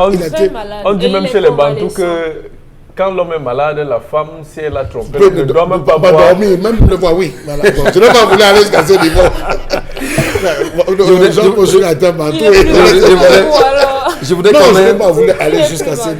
quand même ce matin, on est passé bien sûr à la revue des réseaux sociaux, saluer les nombreux Camerounais, vous êtes des millions tous les jours à nous écrire, parce que même après l'émission, parfois on vous lit et nous vous lisons, nous prenons très au sérieux justement vos nombreuses remarques, vos nombreuses réactions, mais il y a quelqu'un qui veut nous dire là quand même, avec le commentaire de Karine, que l'institution au sommet de l'État est un glissement. Mais non, il faut être sérieux quand même quand vous faites des commentaires. Merci. Il y avait un glissement dedans. Ouais, que non, c'était un glissement. C'était pas lui qui était censé gérer les choses. Mais c'est pas grave. Allez, madame, messieurs, la revue des réseaux sociaux, c'est tout de suite et maintenant avec Karine Sonti. Oui, on s'intéresse d'abord à Sandchou parce que les inondations, la pluie de vendredi n'a pas eu des conséquences que dans la ville de Douala, à la sortie notamment à l'entrée de la Menois, à Sandchou, l'entrée même, il y a eu un espace de la chaussée qui s'est complètement affaissé et suite à cela, le gouverneur de la région de l'Ouest a produit un communiqué dans lequel il a invité les gros porteurs à plutôt emprunter la route par Kekem au lieu de passer par là, notamment craignant que la route ne s'affaisse davantage et qu'elle le divise en deux, les deux côtés. Alors, notamment, au départ, sur la toile, les gens ont cru à un fake, mais il a fallu un reportage pour prouver notamment que, évidemment, cette route-là, elle est en passe à se détruire complètement. Les plantations de riz de ce côté-là ont été touchées par ces inondations aussi. Voilà, les images sont justement celles que nous avons ce matin sur cette page et on a vu un certain nombre de réactions sur la toile, des images également qui allaient dans ce sens-là. Jean-Paul Chouniat, est-ce qu'on va dire que l'entrepreneur, c'est-à-dire que l'ingénieur du Cameroun, le ministre des Travaux publics, a fort à faire à ce niveau aujourd'hui? Forcément, il ne peut pas rester les bras croisés. Il ne peut pas rester les bras croisés. Mais il faut indiquer que cette partie où la route s'est affaissée, c'est pratiquement, nous sommes dans la plaine d'Embo, Sanchou, où il y a une forte culture de riz. Et il faut déjà comprendre que même quand il ne pleut pas énormément, c'est un espace qui regorge beaucoup d'eau, qui retient d'ailleurs beaucoup d'eau.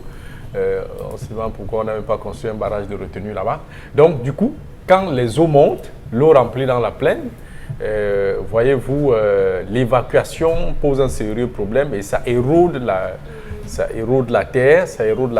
Peut-être qu'il faut remettre en question la construction de cette route. Est-ce qu'on avait vraiment pensé qu'à un moment donné, on avait pensé à la pluviométrie dans cette zone qui peut être, en fonction de la tombée des précipitations, peut porter atteinte à cet ouvrage-là. Donc, interdit que les gros porteurs y passent, moi je dis c'est bien vu, simplement parce que vous voyez déjà, même quand on a une chaussée où il n'y a pas de pont, les gros porteurs exercent une forte pression sur la chaussée. Et donc du coup, avec l'état de cet endroit, le bas est pratiquement déjà fissuré, on n'a plus que terre là-bas. Donc forcément, avec un gros porteur, plusieurs gros porteurs qui vont passer dessus, ça va exercer la pression et on peut avoir une rupture brutale de cette partie de la route, de ce pont, et puis la route va être donc divisée en deux. Donc en recommandant que les camionneurs aillent passer par Tekem, on peut dire que c'est la solution qui peut faire le moins mal, parce qu'on se rappelle qu'il y a quelque temps, toujours, je crois, quelque part dans le Roncam, on a eu une partie de la chaussée qui s'était toujours affaissée au niveau d'un pont. Donc, la solution, peut-être, c'est une mesure conservatoire en attendant qu'on voie ce qu'on peut faire de concret, que d'avoir cette chaussée entièrement coupée où les petites voitures, même si c'est déjà dangereux, les petites voitures peuvent y passer. Est-ce qu'on va dire aujourd'hui que les routes du Cameroun sont mal faites?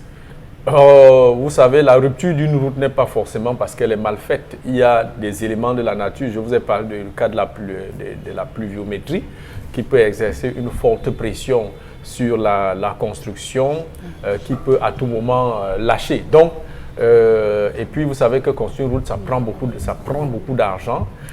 Dire que les routes du Cameroun sont peut-être mal faites, peut-être à certains endroits, mais ces dernières années, on a vu de plus en plus des entrepreneurs ou alors des entreprises adjudicataires, des marchés routiers exécuter de très mauvais travaux. Très bien. Dominique Audrey, vous avez également vu, vous avez d'ailleurs eu les réactions des internautes sur la toile et même d'un journaliste qui s'est un peu substitué en activiste sur le coup, simplement dénoncer ce qui se passe à ce niveau. Est-ce que ça va permettre justement, ça donne une bonne image justement au Cameroun de l'extérieur, les routes du Cameroun? Est-ce que ça n'a pas des conséquences également sur, on va même dire, le tourisme camerounais? Oui, également pour les personnes qui regardent à l'étranger et qui pourraient développer une certaine envie de venir ici, ça peut être un frein. Ça peut être un frein dans la mesure où on se dit, nous on voulait aller, je ne sais pas s'il y a un site touristique de ce côté-là à Sanchou, un endroit à visiter, on aurait pu vouloir y aller là-bas. Et maintenant, le fait de savoir que les routes se fondent là-bas en deux, si jamais c'est quand notre voiture est dessus que ça se fond, c'est des facteurs dissuasif, voilà, c'est comme ça qu'on dit. À côté de ça, moi je trouve que les routes sont mal faites. Peut-être pas au niveau de la route même, mais maintenant, lorsqu'on a, entreprend de mettre sur pied une route, on fait l'étude juste à côté. Et visiblement, il y avait un truc en dessous. Oui. Une buse. Une buse. Comment donc se fait-il qu'on n'ait pas pensé à aller... les travaux qu'on fait généralement. Les études de faisabilité ou alors les études d'avant-projet. Oui. Pourquoi on n'est pas reparti après avoir mis les buses un certain temps pour les changer, par exemple? Parce que les buses ont lâché. C'est pas la première fois qu'une route se... Ça nous rappelle d'ailleurs la catastrophe de Mayaï. Souvenons-nous la catastrophe. Quand je regarde les buses là, visiblement ils sont en béton. Oui. Visiblement, ils sont en béton, contrairement aux bus de Maniaï où c'était une sorte de tôle. Donc, avec les bus en béton, ce qui est sûr est que quel que soit l'ouvrage qu'on fera là-bas, tout repose d'abord sur la terre. Mais c'est pour ça qu'il y a tout ouvrage repose sur la terre. Même si vous faites une fondation de 10 mètres, elle repose d'abord sur la terre. Oui, donc, et la terre qui peut à tout moment subir... C'est pour ça qu'il y a des travaux d'entretien. On doit revenir sur le terrain, puisqu'on doit faire une étude parfaite. La carte du Cameroun stipule, et vous avez mentionné qu'il y a des endroits, Sanchou retient de l'eau. On doit savoir que là où il y a de l'eau, on est susceptible d'avoir ce genre de choses. Si on avait quelqu'un qui était mort, qu'est-ce qu'on aurait fait? Peut-être que vous envisagez qu'on fasse donc une sorte de viaduc là-bas partant de Carrefour Mélon jusqu'à Centre peut-être. Merci beaucoup. Charles Lamère, comment vous appréciez justement cette réalité à cette rôle? Alors, monsieur Michel Ngatiou, je veux dire que cet état, ce qu'on a vécu, présente encore au état les insuffisances du gouvernement. Patrice Samba Sala, lorsqu'il était ministre des Travaux publics, avait acheté un déflectographe. Un déflectographe, c'est un camion. C'est un camion, si vous rappelez ça camion pour que les gens comprennent bien, c'est une sorte de machine. Un camion doté d'une machine dont le rôle est de flasher le sol et de vérifier la déflexion, d'analyser le sol. Si véritablement cet appareil qui chôme au ministère des Travaux publics servait à quelque chose, je peux vous rassurer qu'on aurait fait des descentes sur le terrain pour essayer de mesurer la déflexion du goudron sur tous les axes. Rappelons-nous qu'après Maniaï, puisque vous avez fait allusion à Maniaï, il était prévu qu'on change 460 dallos sur les axes routiers, 460. Mais je n'ai vu la concentration pour le moment que sur l'axe Douala, Yaoundé. Je n'ai pas encore vu ça sur d'autres routes. Non, il y a l'axe Yaoundé-Bafoussam. Actuellement, ils sont presque au niveau de Tonga, ils ont presque dépassé. D'accord. Il faudrait bien qu'ils viennent de ce côté aussi. Ça devait être ouvert, ça ne devait pas la même entreprise qui gagne.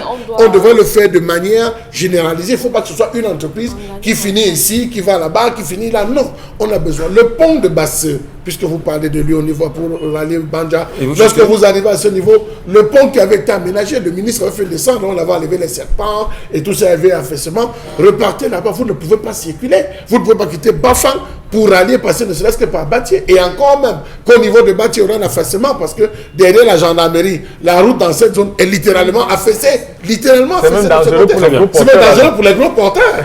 Donc il faut dire que c'est pratiquement la République qui mériterait d'avoir une attention. Dans un pays sérieux, un ministère comme le ministère des Travaux publics a au moins 5 à 6 déflectographes qui sillonnent pour vérifier les déflexions, les aménagements. Mais au Cameroun, on aime bien le dire que le Cameroun a pas mal à faire, il y a du travail dans ce pays, mais on n'explique pas comment est-ce que le travail lui-même est hypothéqué par les propres Camerounais, même qui ne veulent pas libérer le travail. Karine Sontia, deuxième sujet. Deuxième sujet, on s'intéresse aussi encore à ces pluies-là et aux conséquences qu'elles ont eues dans la région du littoral. On a eu des fermiers qui crient aux abois, plus de 3000 poulets qui ont été décimés par ces pluies-là lors des inondations. Dans les images que vous allez voir, vous allez certainement remarquer que c'était là des poulets qui avaient sensiblement 7 jours, selon nos informations, qui ont été décimés complètement. On a bien, voilà, on les a en image. 7 jours seulement de vie. Non. 7 jours, on est encore tout petit comme ça. Là, on est sensiblement à 25-30 jours. Oui, ils sont un peu plus grands. En tout cas, peu importe l'âge des poulets, peu importe l'âge de ces poussins. Les responsables de ces agriculteurs ont besoin d'un accompagnement psychologique. Oui. Parce que des personnes avec un tel investissement... Oui, d'abord, avec un tel investissement, on est au bord du suicide. On est au bord de la prison en même temps parce qu'on fait des investissements énormes. Le poussin coûte 300 francs l'unité. À côté de ça, il y a les sacs de nourriture qui avoisinent les 20 000 francs le sac. Pour un certain nombre de poussins, il faut les sacs de copeaux, il faut les vitamines, il faut le chauffage. L'appareil de chauffage coûte énormément cher parce qu'il faut pour la plupart les importer ici pour ceux qui n'ont pas des fours pour faire des charbons et tout. Donc ces personnes, on doit les accompagner. Et comme je disais à l'entame, si le gouvernement, dans une certaine mesure, peut voir comment on peut leur donner un peu d'argent, juste un peu pour pouvoir ne serait-ce que se relancer, ce serait une très bonne chose. Très bien. C'est dans les pareilles situations qu'on confirme que le poulet de ferme est vraiment le poulet de ferme. Ah ouais. Parce que les poulets du village, je ne sais pas où ils se sont. Ils vont rester dans les arbres. Alors, on le sait également avec les inondations qu'on a eues, Charlemagne. Tout à l'heure, on faisait mention de l'arrivée dans la ville, sauf s'il est déjà parmi nous, le ministre Paul Atangandji de l'administration territoriale, mais qui est également patron de la protection civile au Cameroun. Est-ce qu'il n'y a pas lieu en matière de catastrophe de venir en aide à ces jeunes Camerounais qui ont perdu autant de poules dans leur poulailler? Rappelez-vous, lors du sinistre qu'avait connu le marché Congo, le même ministre était arrivé, il avait demandé, et même le marché de Mopi, il avait demandé qu'on constitue une liste. On fasse l'inventaire des commerçants, ce que les gens ont fait. Après, là, on a demandé est-ce qu'ils payent même les impôts. Chacun commençait à reculer quand on dit est-ce qu'ils payent. Vous savez, c'est des mesures cosmétiques qu'ils vont prendre. C'est des mesures cosmétiques. On sait qu'on va coincer. Je vous prends une simple question. Quelqu'un qui a une ferme, quelle est l'assurance qui va accepter assurer votre ferme? C'est possible, même vos plantations. C'est possible d'assurer une plantation au Cameroun ou d'assurer une ferme au Cameroun. C'est pas possible d'assurer. Il y a des secteurs qui méritent que les assurances. Je crois que c'est là où la protection civile devrait intervenir en disant aujourd'hui, vraiment assurer, voir ce qu'on réussit à assurer les fermes. Quelqu'un qui a perdu comme cela, mais c'est un AVC qui le guette. Oui. Dans une vous avez vu. Appelez-vous les tomates. Oui, comment Dominique a essayé d'élaborer, on vous dit 20 000 par-ci, le chauffage, les copeaux. Mais j'ai dit, vous avez, et beaucoup de personnes, pour se lancer, font des prêts dans les tontines, les réunions, les banques pour les microfinances, pour pouvoir se lancer. Vous avez des gens, mais c'est quand même grave. Moi, je pense à ce monsieur. D'abord que c'est une activité à risque en elle-même. Oui, l'élevage, d'abord une activité à risque, encore que ce soit un élément naturel qui vienne détruire votre activité. C'est comme les Camerounais qui se sont suicidés à Yaoundé par rapport à la tomate. Oui, on en a parlé ici. Là même encore, c'est des moindres. Vous avez des gens qui ont fait venir, comment vous appelez ça, dans la zone de sable, ils ont fait venir des appareils, parce qu'on appelle la brocante, des appareils téléviseurs et tout. Tout est littéralement grillé. On a porté, on a fait sortir. Vous voyez, c'est l'économie qui est au sol. Imaginez-vous, les gens n'ont pas pu travailler au port, les gens n'ont pas pu rentrer. Il faut qu'on réfléchisse. Même le Premier ministre, en venant inaugurer, rappelez-vous, la cimenterie qui est au port, lui-même avait les pieds dans l'eau. Il a promis, lorsqu'il partait de là, qu'on devait faire tout et tout. L'ancien Premier ministre. On devait faire tout et tout pour résorber ce problème. Le problème des inondations, quelqu'un a dit ce matin que c'est scientifique. On a expliqué ça de manière scientifique. Mais au fond, il y a des possibilités. On n'est pas le seul pays. Mais Michel, n'oublions pas. Ce qu'on a vécu, les inondations qu'on a vécues, si gigantesques étaient telles, je pense que ça ne peut pas se limiter uniquement à ce que nos drains devaient contenir. Là, on a eu l'impression véritablement que les eaux de Vouri rentraient, même l'eau de mer rentrait sur la terre ferme. Parce que quand on regarde au niveau où l'eau est montée, c'est soit dans les parties supérieures, par exemple le fleuve Nkam, dans la zone du Nkam, qui est un affluent du Vouri, il doit avoir eu aussi de fortes précipitations là-bas, au point où les eaux que nous avions ici ne pouvaient pas rentrer dans le Vouri. Et du coup, l'eau qui rentrait sur le fleuve remontait plutôt. Moi, je pense que sur la terre ferme. Parce qu'on ne peut pas expliquer ce type d'inondation. Mais surtout, il faut dire que la mangrove dans le littoral est quasiment détruite aujourd'hui. C'est assez compliqué. Les populations, l'urbanisation posent encore un sérieux problème. Les drains dont nous avions longuement évoqué le cas la semaine dernière, mal fait, un des drains de moins d'un mètre quand même. Oui, mais Michel, je ne dis pas que... Les drains devaient au moins avoir 3 ou 4 mètres de profondeur. Michel. Mais quand on a des drains qui ont 1 mètre, moins d'un mètre... Plus on avance, plus la profondeur du les pluies que nous avons eues, les inondations de vendredi, même les drains eux-mêmes étaient noyés. Ils sont tous Même si on noyés. faisait les drains de 3 mètres, je ne pense pas que les inondations le vendredi, les drains pouvaient continuer. Merci, je vous en prie. On va rapidement aller voir Consti Lamine qui nous attend depuis un petit moment quand même sur le plateau B ce matin. Consti Lamine, bonjour. Est-ce que Consti Lamine avec nous déjà avant de... Ça y est, je suis grand, je m'en vais à l'école. Sans ma maman, mais qu'est-ce qu'on rigole. Je vais apprendre à lire et à écrire. Je vais comprendre, rire et bien grandir.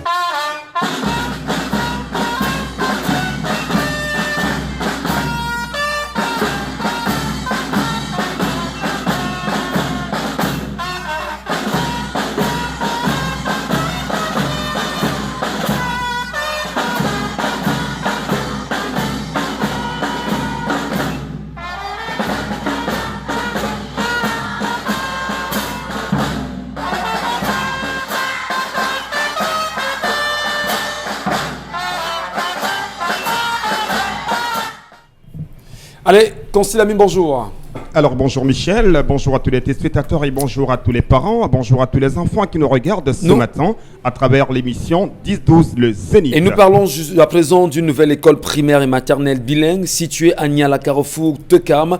Présentez-nous cette nouvelle école, Consti Lamine. Alors chers parents, l'éducation de vos enfants est délicate, c'est délicat, elle est importante cette éducation que vous offrez à vos enfants. Et pour avoir une éducation de qualité, un enseignement de qualité dès la base, il est question pour cette année scolaire 2020-2021 de choisir une nouvelle école. Oui, je sais qu'elle est nouvelle, mais elle a pris du temps pour être construite. Ça fait plusieurs années que les promoteurs de cette école, qui sont d'ailleurs des professionnels de l'éducation et de l'enseignement, ont bâti ce projet. Et aujourd'hui, on peut désormais présenter cette école à tous les téléspectateurs qui nous regardent ce matin. C'est bel et bien la Central Bilingual School, qui est une école primaire maternelle entièrement bilingue, située bien sûr en plein cœur de Douala, au quartier Niala, c'est du côté du carrefour Tekam. Alors, la Central Bilingual School est donc cette école primaire et maternelle qui va donc ouvrir ses portes pour l'année scolaire 2020-2021.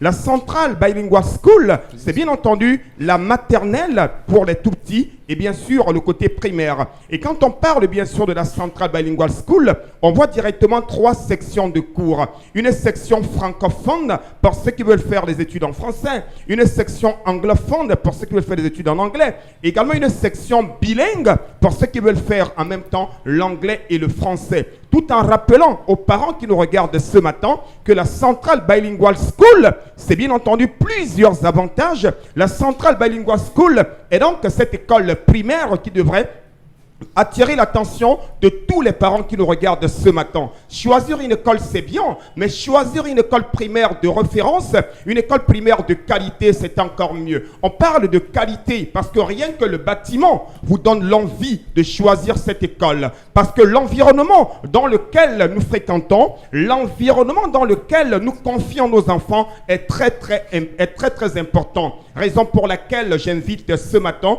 tous les parents qui nous regardent, que ce soit du côté de Niala, du côté de Yassa, du côté de Bonamoussadi, du côté de Bonanjo, du côté de Bepanda, du côté bien sûr, même du côté de Yaoundé, parce qu'il y a des parents qui nous regardent à Yaoundé et qui veulent bien changer de cadre, qui veulent changer d'environnement. Alors n'hésitez surtout pas de confier vos enfants à une école de référence, une école ultra moderne, une école internationale, basée en plein cœur de Douala, du côté du quartier Niala, c'est au carrefour Tekam. Et cette école s'appelle bien entendu la Central Bilingual School. Allez, vous nous parlez justement déjà, bien évidemment, des raisons pour lesquelles on devrait choisir cette Central Bilingual School, cette école en même temps, baptisée bien sûr l'école primaire et maternelle bilingue. Alors, dites-nous, comment se déroulent les inscriptions à la Central Bilingual School? Avant bien sûr de parler des inscriptions, je préfère d'abord, avec votre permission, parler des raisons. Pourquoi devrait-on choisir cette école primaire? Je l'ai dit tout à l'heure, il y a pas mal d'écoles primaires de très bonne qualité à Douala, mais parmi ces écoles primaires, pour cette année scolaire 2020-2021, vous aurez bien entendu la Central Bilingual School qui présente plusieurs atouts. Tout d'abord, à la Centrale Bilingual School, nous offrons aux enfants une éducation de qualité de la maternelle au primaire. À la Centrale Bilingual School, c'est bien entendu des cars de transport ultra modernes dotés bien sûr d'un GPS.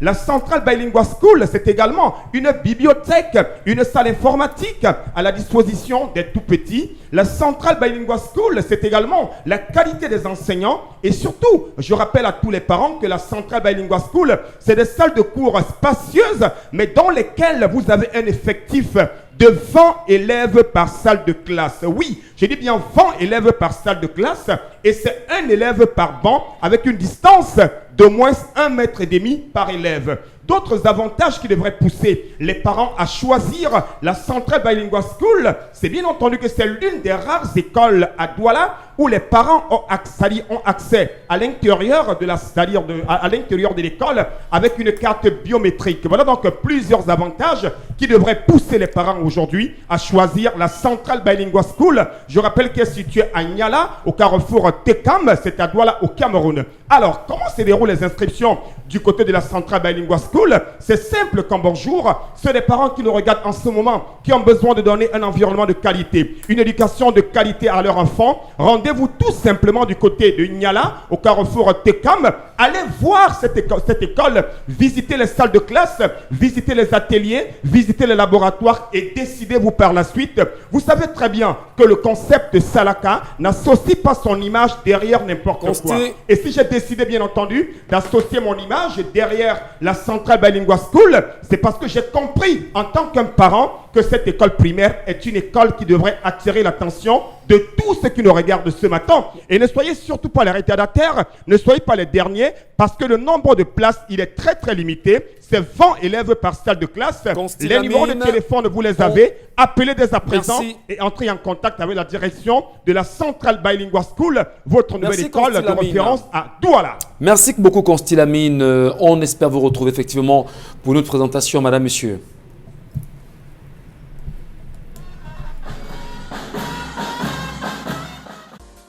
On devait également regarder le spot de fin de cette école que nous présente Constilamine ce matin.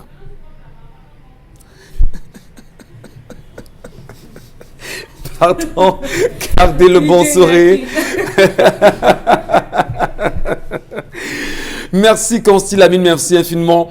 On espère vous retrouver demain avec le même plaisir, avec le concept Salaka à nouveau sur nos antennes. Merci à vous, madame, messieurs, d'avoir pris la peine de nous regarder ce matin avec 10-12 le Zénith, Charles Amel Batou, Karine Santia, Jean-Paul Chouniat, Dominique Audrey et moi-même, y compris toute l'équipe ici présente. Nous vous donnons rendez-vous demain lorsqu'il sera 10h sur Equinox Télévision. À demain.